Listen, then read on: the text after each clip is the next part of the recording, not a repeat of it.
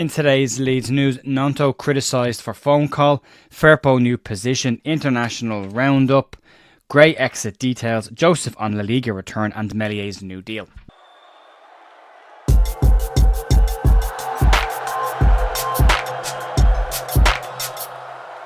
Morning folks, Jer here, Monday morning the 9th of September. We've only got a couple more days to go before Leeds play Burnley at the weekend, and we can get excited about that coming into the week. The international quiet will start to hopefully ease down now over the next couple of days. We've got a couple of internationals today and tomorrow before they start to wrap up and head back to their clubs for their weekend games. There's not a massive amount of news to get into. There's some clarity on some deals that happened to Leeds around the summer and some information on what's going on in international duty, as well as a potential new deal for Anan Mellier. But we'll start off with Gnonto in a very unusual situation that popped up during his international under-21 game at the weekend. Gnonto played in Italy's win over San Marino, a thrashing in that game, a 7-0 win for Italy during that game.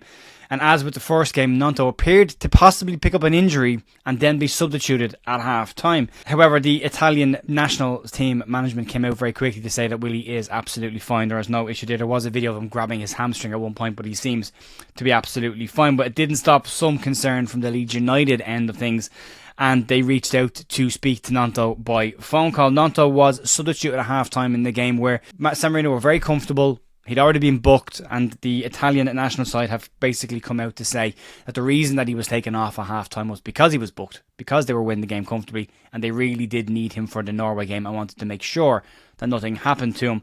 But that did spark someone at Leeds into action, and a member of the Leeds United management team sent Willie Gnonto a message. In the second half of the game, Gnonto was pictured on the bench on his phone and has come in for some criticism from the Italian media about using his phone on the bench. It has now come out that the phone call was indeed down to the Leeds management side of things, and they had contacted him worried about why he had been taken off so early in the game and was he okay. Gnonto wanted to move quickly to reassure the Leeds management team that he was fine, that everything was okay, and it was just a case of managing the game as it was, and everything was okay with the player. Leeds will come out this international break into a very big game against Burnley, and they'll want to make sure they've got all their key players. Gnonto's been excellent for Leeds so far this season, so it does make some sense that there was a little bit of concern, but all seems to be fine. Did score in that game as well, Gnonto, but we'll cover that in the wrap-up.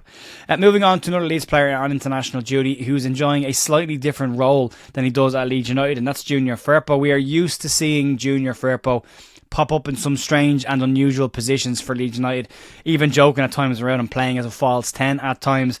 But this is becoming commonplace for the player in his role at the Dominican Republic. Dominican Republic beat Bermuda 3-2 in their Nations League games, but there was 5 substitutions made throughout that game, none of which were Firpo, who saw out the entire 90 minutes. Firpo lined up in an unusual position for the Dominican Republic, playing as the number 9 in the game and he has also played for the Dominican Republic in the number 10 position.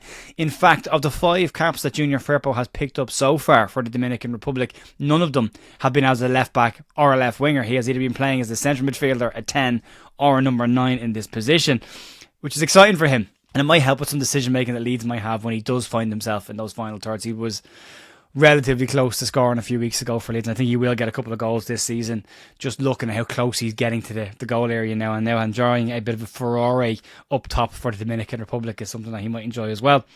We'll wrap up the international break really quickly before we get into the rest of the stories. We'll start off with Mato Joseph, who came off the bench to score the winner in Spain's under-21 2-1 victory over Jeremiah Mullins, Scotland, a front post finish, which is becoming signature for Mato Joseph.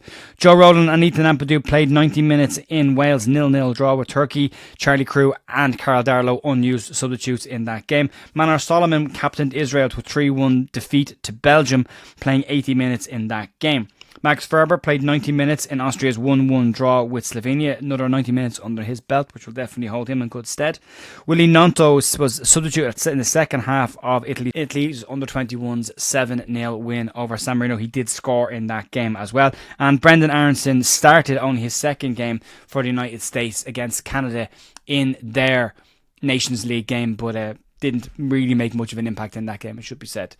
Moving on to some details that have come out around the Archie Gray exit from Leeds United, and we've had to wait for some time to get any form of detail around what exactly happened with Archie Gray's exit. We've been talking about rumour and bits of information that have floated around, and we're still going to have to wait some time probably for the full situation. We know that there was a PSR situation in the Archie sale, and we're expecting Angus Kinnear, CEO of Leeds United, to sit down with the square ball relatively soon to discuss what happened, and we all know that Dan Moylan will hold him to account on several topics of situations that happened with Leeds over the course of the summer as well. So we're looking forward to seeing that. No doubt Square Ball will do the right thing and hold Angus to account and give him some pretty tricky questions to have to deal with. But we've got some information come out from Eddie Gray on how Archie's settling in at Spurs, but also around the actual exit as well. Archie initially was rumoured to be heading to Brentford. It's now been confirmed that Archie was in fact heading to a medical at Brentford, but had also held talks with Aston Villa in the week leading up until his exit. He'd also spoken to Tottenham Hotspur, where he ultimately ended up. Speaking to the Daily Record on Archie, Eddie Gray had the following to say. He's working under a terrific manager. He loves the manager. There were a few teams meeting the manager, and how he conducted himself swung it for Archie. I think he'll do very well at Spurs. So 3 teams were very much in the mix. Villa didn't put a bid in the end. Spurs went and activated the release clause, and away he went. We'll have to wait and see what the square ball answers the square ball get around the finer detail of what exactly happened. It'll be no doubt labelled as PSR, but what's the detail in that? Why was it Archie? Was there any other offers on the table for any other player around that time? So we'll have to wait and find out. And also, who negotiated that new contract for Archie, and why was there a release clause in it in the first place? That should be said as well. Moving on to Mato Joseph, and asked a very tricky question during international duty about a possible return to La Liga. Joseph has started as Leeds United's number 9 position this season, and has been trusted by Daniel Farke, a trust that has been repaid so far this season. But now he is on international duty and shining again on international duty for the Spanish national team. But he has had to sit down and talk to the media, and there's times of the year this is a good thing, and there's times of the year that this is not necessarily a great thing. And this was one of those situations where Mato Joseph could have found himself having to deal with an interesting answer to an awkward question. We've seen players in the past like Leeds Jack Harrison answer questions possibly the way you shouldn't answer them when you're dealing with the public, but Joseph has had a sensible answer. Asked about a potential return to La Liga in his career, Joseph said the following: Spain is where I grew up, and who knows if I'll be able to return there in the future. It's a very short answer, but it's very much a sitting on the fence. Clever answer by a young player in a difficult situation. If he says he wants to go back to La Liga, he starts off speculation around his future and his happiness at Leeds. If he says he never wants to go back to La Liga, then that starts off problems in Spain. It's just a mix for a player to get involved in. So a sensible answer from Matteo in that situation. But he's been great for Leeds. Looking forward to seeing him coming back. That front post finish, telling you, it's going to be a signature finish for him. But he's doing really, really well.